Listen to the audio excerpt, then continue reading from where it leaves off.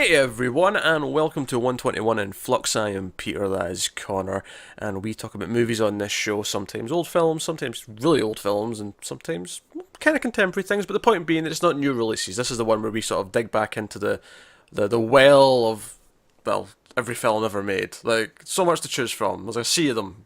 You could, Too many. too many. I mean, how many movies are made every year, right? So, all those added up. Tons of them.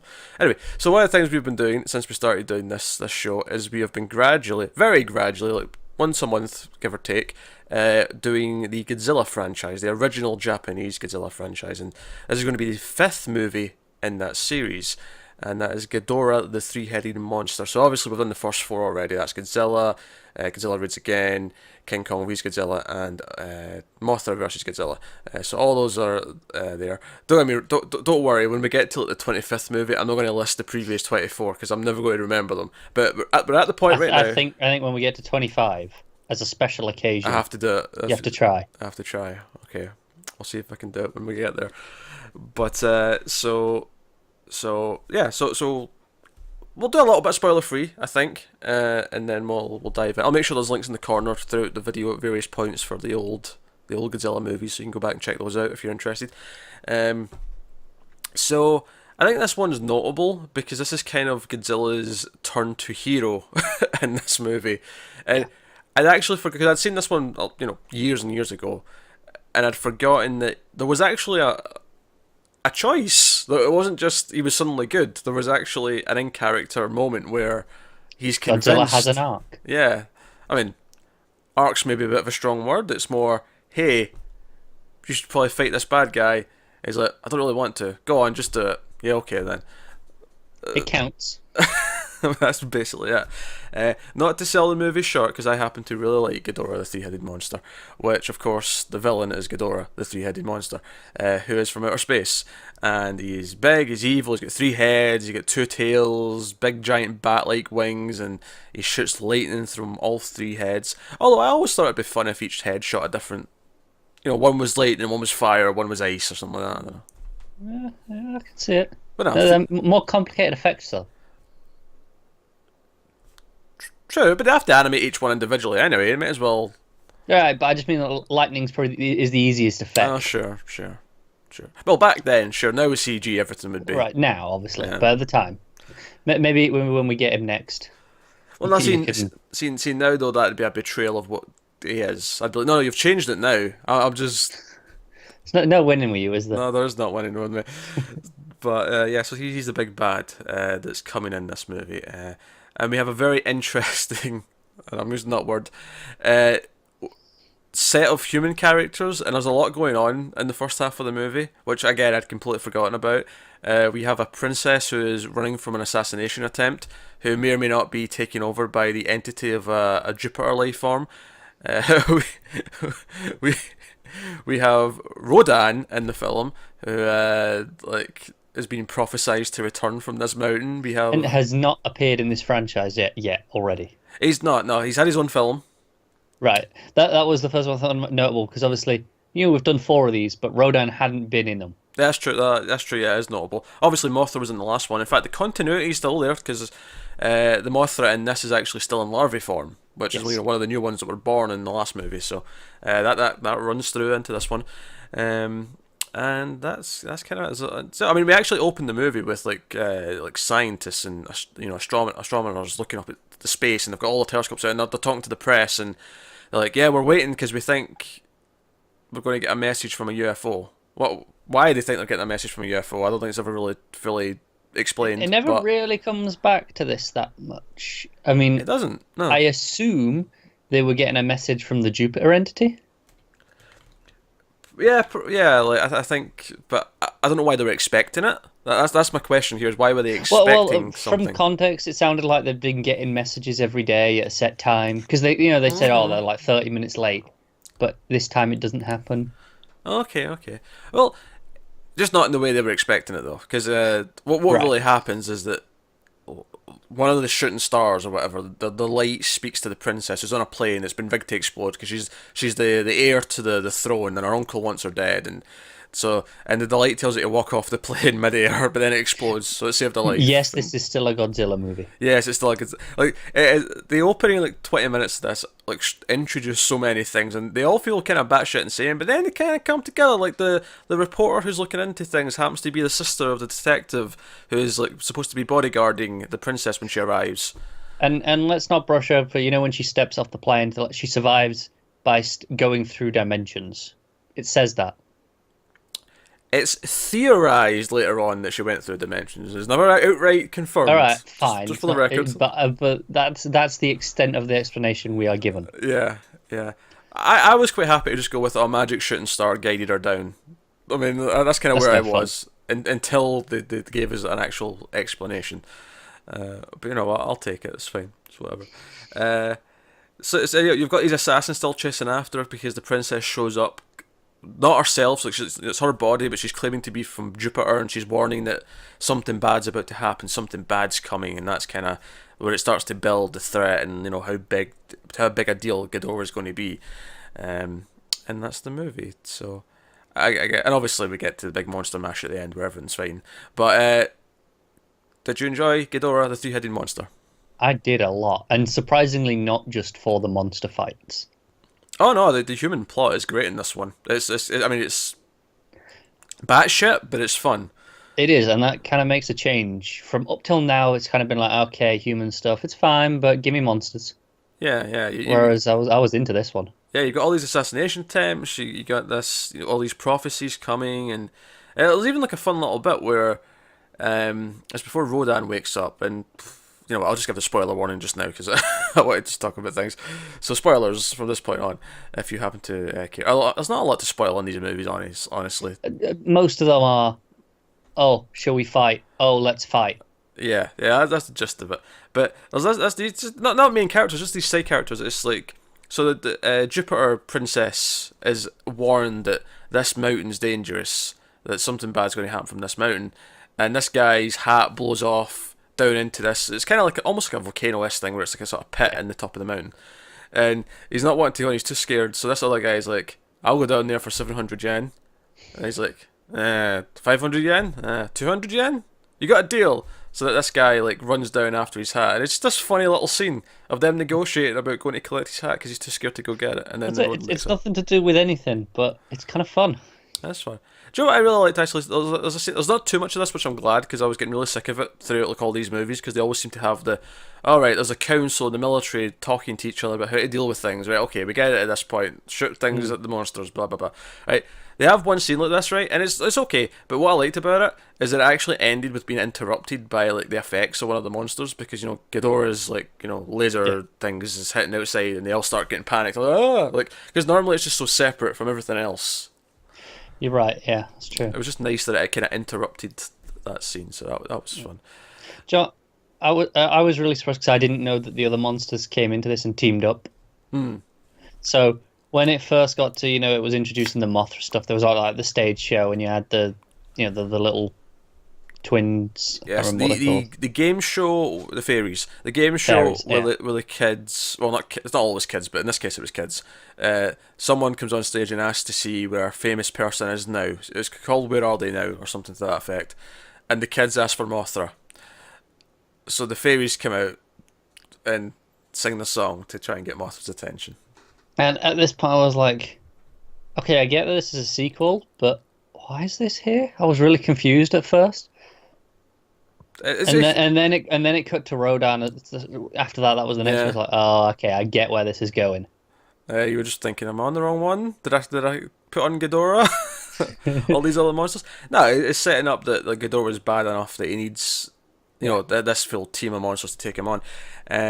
You know what? Eat your heart out, Marvel. This was doing the shared universe stuff long ago, back in the 60s, 1964. And we even had a face turn from... I don't know if Rodan was... in his own movie, I don't know if he was a hero in that, or if he was the first Godzilla where he just shows up and they have to deal with... it's everyone dealing with the fact that he's terrorizing everything. Yeah. I'm not sure, I've not seen it. Maybe that's something we could do. Once we've finished the Godzilla movies, maybe we could go back and look at some of these other ones that are kind of related. Yeah. But I assume Rodan ends with him buried in that mountain. I would imagine so. Or I don't know if there's more than one. Maybe it'd be the end of Rodan 2 or 3 Right, or right. But whatever. whatever the Yeah. last one before this was, I assume that's where that ended, and it's like, okay, there's some continuity here. Yeah, it makes some sense. Um, so what I what I like about the fight and the setup of the fight is that so Rodan wakes up and I like his theme, by the way. He's got like his own main theme. They kind of mix it with the Godzilla one where it'll play a bit of the Godzilla and then it'll go into Rodan's and they kind of just neatly Pretty go good. back and forth between them. Uh, but he's like flying around and I kind of like the effect of him flying and him and then Godzilla shows up and and then Jupiter Princess has this little prophecy. She's like, "Don't go in that ship." And then when she's asked later on why not go in that ship, it cuts to the ship and Godzilla wakes up and atomic breath and the ship's burning, which is funny because he does end up being a good guy at the end of this, but he did just murder a bunch of people on a ship. So Yeah, yeah. so shades of grey, shades of grey. But so basically, He's a morally ambiguous character. They were doing it first. Rodan and Godzilla basically just get into a fight because they're annoyed at each other. And at first, it feels kind of juvenile when they're just kind of like throwing rocks at each other. There's a point where Rodan's got like Godzilla's tail and he's kind of like biting it and stuff, and it's all. And then eventually, when Mothra shows up, and because they've said, okay, like, the one way we might defeat King Ghidorah is that if Mothra gets help from both Godzilla and Rodan. So Mothra shows up and interrupts the fight, sprays both of them with the silk, and they stop fighting. And this is where it gets a little bit wacky, right? This is where it might lose you if you're not into the silliness of these movies, because then the fairies start to translate the conversation that the monsters are having with each other, and the gist of it is that Godzilla and Rodan don't really want to help. My favourite line of the whole thing might be that Godzilla says, "I don't want to help the humans. They cause so much trouble," which Yep. is wonderful because It like, is, because we Godzilla, always think of him as the one causing trouble. it's like he's just going about his business. He just wants to go for a stroll, and then the army shows And up. then bang, atomic bomb. Yeah, all these things going on. But at one point, it says, "Oh, they want an apology from each other." It's like they're actually having some little stupid fight, and they want an apology from each other. Like Before Godzilla's like, I'm not doing it until Rodan apologizes to me. Rodan's like, no, I'm not doing it until Godzilla apologizes to me. It's glorious. And then Mothra kind of fails, but goes off to fight Ghidorah on her own, Mothra basically goes, forget it, I'll do it myself. and then gets her ass whipped really quickly. Yeah. Flipping. She can't fly yet, no wings. We're still in larvae mode. But then, of course, Godzilla comes in like the hero right afterwards, and it's like, "Oh, right, this is serious business." So Godzilla comes in, and he's fighting, and Rodan comes in. There's a lot of fun team up stuff. Again, like there's stuff where Mothra's being dragged out, like Godzilla's dragging Mothra along because she's hanging onto his tail and all that. And then, of course, the only little disappointment I had is that they didn't just launch her off. Like, throw Mothra at Ghidorah. But how badass was the ending? So Godzilla's like distracting Ghidorah from the front and like fighting and getting all down and dirty, and then behind that, Mothra's crawled onto Rodan's back, and Rodan's flying, so Mothra can shoot the silk from a height and get It's in. a hell of a team up. Yeah, and that completely covers Ghidorah, and he ends up leaving, and that's kind of the end of the fight. Obviously, some fun stuff in between, some goofy stuff. There's some like electricity from King Ghidorah like hitting Godzilla in the ass, and he kind of holds his ass a little bit, and Yeah. a I think little bit silly. my biggest problem with the fight is Godzilla spends a lot of it throwing rocks He does spend a lot of it throwing rocks. and kicking rocks. I don't know, like a lot of rocks. That said, I did appreciate that even though they won the fight and Ghidorah was flying off, he does pick up one more rock and lobs it at Ghidorah as he's leaving. It's like, yeah, and it'll come back. Yeah, but pretty good. He comes back. But so that was pretty much the fight. But as this is all going on, you've got these assassination attempts. They're trying to figure out like what's wrong with Princess Lady. Detective takes her to a psychiatrist, and they try to like figure out what's going on. But like she's still saying she's from Jupiter and all the rest of it, and it seems all done. It's not until the assassins like most of them die in a rock slide from one of the monsters like hitting it or whatever, and then like there's one left with a sniper rifle, and he ends detective ends up taking a bullet or two, and that it's actually like a hit in the head at this point where the princess kind of like remembers who she is and wakes up and all the rest of it. But then luckily more monster attacks interrupt the mountain, and rock slide again. Probably this one last assassin is probably the goofiest kill because the rock kind of doesn't fall on him. He just kind of catches one and then just falls off. It did look a little bit weird, but I mean, I just kind of bought he was dead anyway. Like he's No, done. no, I Yeah. get it, but all the others look better than this one. Yeah, no, that's fair. I actually really liked one of the other assassins. It's earlier on when the first assassination attempt in the hotel room, and there's this one who I think he lockpicks the door, but it's as he comes up to the lockpick door, he's got like a little fedora on, and he just sort of comes up like that with his hands, like he's sort of creeping up to the door. He does, doesn't he? And I thought that was pretty amusing. There's some fun stuff before that though, because like the sister who's a reporter, like okay, we need to do like I think she's working for like a TV show. They're going to do like episodes and different things, and they wanted the first episode to be on this Jupiter lady.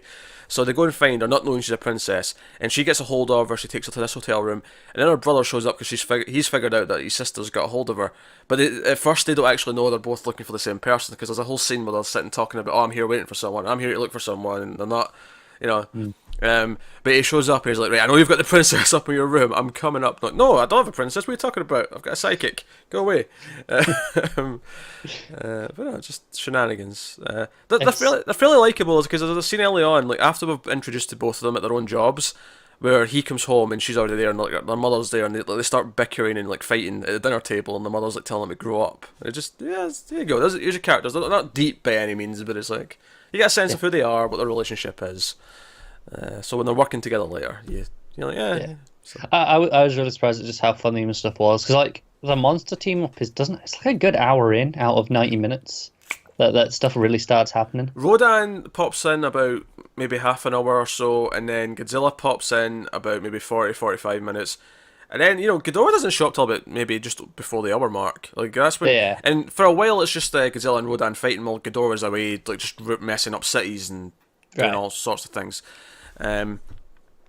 But no, I like how big they sell him. Like all movie, it's not even until just before he wakes up, and it's going to be him. There's this glowing meteorite, what do they think it is, and it's got this magnetism. And I do like he's kind of births, maybe not the right word, but like when he wakes up again and it kind of forms him. It's like all the light forms his shape, and yeah, it's pretty cool. Yeah, it's a nice effect.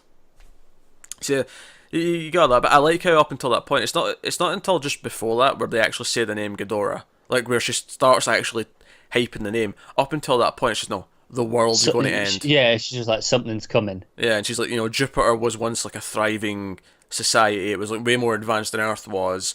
And 100 years ago, Ghidorah took it all from us. I'm one of the only survivors, and I'm here to warn you, basically thing.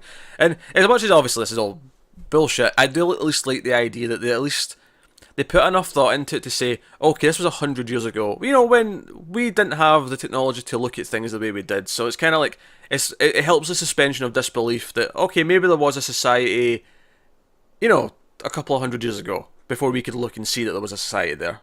Yeah, no, that's fair. Although, I'd imagine it'd more be a moon in Jupiter rather than Jupiter itself. I don't think you can live in a gas giant. I mean, correct me if I'm wrong, but... Maybe they found a way. Life will find a way, Peter. Aye. And a gas giant. Aye, sure. But that's fine. Interesting tidbit. I was actually... I knew parts of this, but like a lot of these early Godzilla movies, when they dubbed them, they didn't just dub them, they also re-edited them. So the dubs were actually different cuts of the movie. Interesting. And in this case, it was a 9 minute shorter. This was a 90-minute movie, the Japanese version, which we watched. We watched the original, unaltered version, and the other one short. Interestingly, some of the reviewers, I was just sort of glancing at kind of some of the info about it. Apparently, some reviewers actually think the American dub's better. It actually tightens up the pacing a little bit, which is weird because I never actually felt like this was lagging in pacing at any point. Did they specify anything in particular that was cut out? No, I didn't see. Although one change I seem, and I'm kind of just jumping to a conclusion here, but. I saw a description mention that the princess said she was from Mars, so I think that was a change they made, as they said she was from Mars in the dub. Probably because they were like, no one can live on a gas giant. Probably, that was probably the line of thinking. Jupiter sounds better though, it sounds cooler, it's further away. That's true. Further away. But I think it's interesting. It's interesting that it was such a different edit. But it does make me wonder though what else was cut out. Like, what's right? Because 9 minutes is fairly significant when it's only 90 minutes to begin Yeah, with. that could be an entire subplot of something. Like, Yeah, you know, that's literally a tenth of your movie. yeah. I don't think it was, but you could theoretically cut out all the assassins if you wanted to with 9 minutes cut. Like, I don't Probably think have a it little was. bit I'm of pretty scare sure. as well. Yeah, I'm pretty sure the assassins were still there, but like, Yeah. so if I mentioned anything and you've seen this, but you've seen the dubbed version, like, and we're like, wait, I don't remember that bit. It's like that's why, because there was 9 minutes of it cut. It's interesting. But no, so no. I think while it's silly at times, I do like the final monster fight. I love Ghidorah. I think he's got a really cool design. Definitely. It really stands out, doesn't it? Yeah, if he feels like a big bad, he feels like a big villain. I cannot wait for what he's going to look like in the Godzilla sequel, King of the Right. Monsters. It's going to be pretty special, isn't it? Yeah, I cannot wait to see it. And in fact, it's the lineup of this movie that are in that sequel. So do you think that's kind of going to be essentially a remake of this? In that sense? In the sense that it's the same monsters, I highly doubt we're going to have the princess who's been I doubt that assassinated. as well, but I mean, in the sense of, we'll have these three team up and, like maybe like I think still so. have Mothra be the voice of reason, whatever, that sort of stuff. Although that said, the first, the 2014 Godzilla movie did set up that Godzilla's kind of a hero anyway, so maybe That's true. Maybe it doesn't need that much convincing. yeah. But yeah, I can see that being kind of what ends up happening. It'll be interesting having two flyers with Godzilla to help, because obviously Ghidorah has this thing where he has like, it's not atomic breath, but he has a comparative power with the Yes. the lasers, the electricity, or the lightning rather is probably the best word. But he can also fly like the flyers. Like he has like he's like has everything combined into one Yeah. kind of sort of person or monster. So it's it makes sense that it would take a lot to take him down. So I'm looking forward to it. In fact, interestingly enough, there was some news this week. Apparently, the Godzilla vs King Kong movie. Apparently, we're talking about how there's going to be other monsters in that as well. It's not just going to be Godzilla and Kong. Oh, really? So we might have some of those coming back for that movie, or we might have something Other else. ones? Yeah. Oh, Yeah. that's interesting. So that's cool. Down for that. Because Love that this is a thing again. yeah, I actually, because I think I said at one point, like, if they're going to treat Godzilla vs King Kong as a superhero movie and that they fight, but then eventually they have to team up because there's actually a villain, because they're Right. both good monsters. I always thought Ghidorah would be the one that makes sense because it's the big bad, But it's being used elsewhere, so... but it's being used. But yeah, it wouldn't surprise me though if Ghidorah just comes back, like, or Mecha King Ghidorah. Maybe. I feel like they wouldn't use Ghidorah again immediately. Oh, I've got an idea. What if Godzilla vs King Kong, right? We think it's Godzilla, but then halfway through the movie, or the end of Act 2, the skin gets ripped off and it turns out to be Mecha Godzilla. And then the real Godzilla shows up to team up with King Kong to take it down. That'd be pretty cool. That's my pitch. That's my pitch, goddammit. I'm sticking to it. I'll take it. There. But Ghidorah, the three-headed monster, which is what we're talking about, is very, very good. I like it a lot. And it's funny you made that superhero movie comparison team up, because kind of what happens here. Godzilla and Rodan having a bit of a tiff. Yeah, the only difference is I don't remember like Iron Man and Captain America being like, well, once you apologise, we'll take on the Chitauri. Oh man, I can see Tony being that stubborn.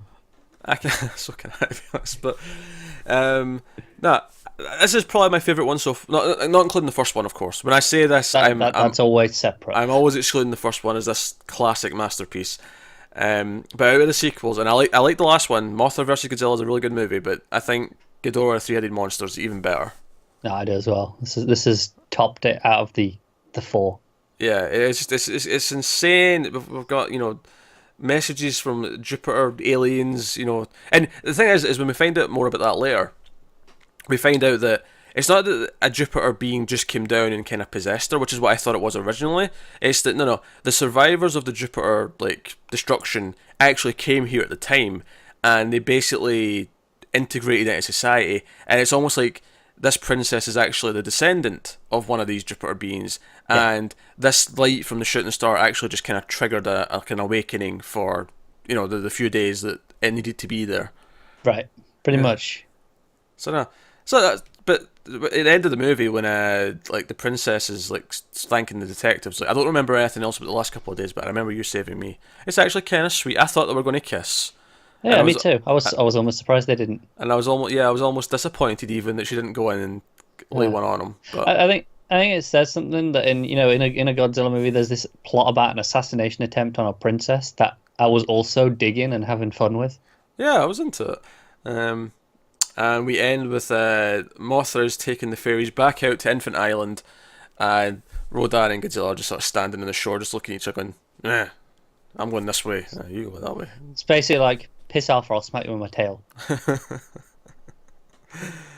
That's good stuff. No, but so no, I have very little. I mean, obviously, there's some elements that are a bit silly, and if those silly things bother you, then I think the Godzilla franchise past the first one's just not for you.